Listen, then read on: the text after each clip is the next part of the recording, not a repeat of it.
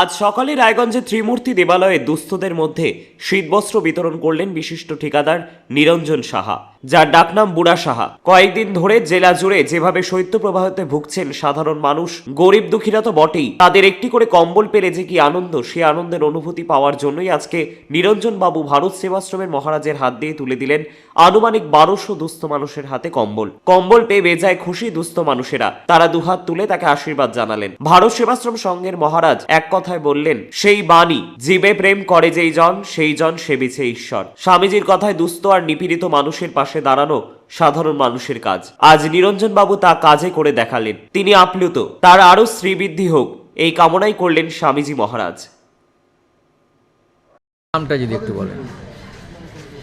স্বামী মোহনানন্দ। আজকে এখানে শীতবস্ত্র প্রদান করতে এসেছেন ত্রিমূর্তি দেবালয়ে, কি বলবেন? আপনারা যে বস্ত্রহীন মানুষের শীতের কষ্টের যে অনুভূতি, সেই অনুভূতিটা আপনারা নিজের মতো করে অনুভব করেছেন, এই জন্য আপনাদেরকে ধন্যবাদ জানাই।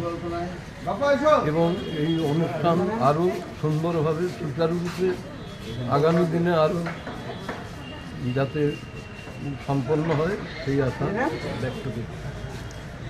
বলছি যে সাহা, যার নেতৃত্বে এটা হচ্ছে, কি বলবেন?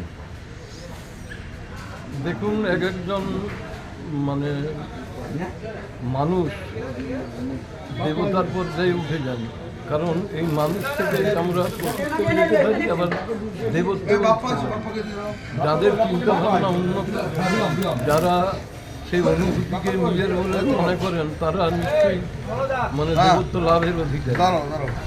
তাদের এই মহান প্রয়াস যাতে আরো সফল সুন্দর হয় সেই কামনা।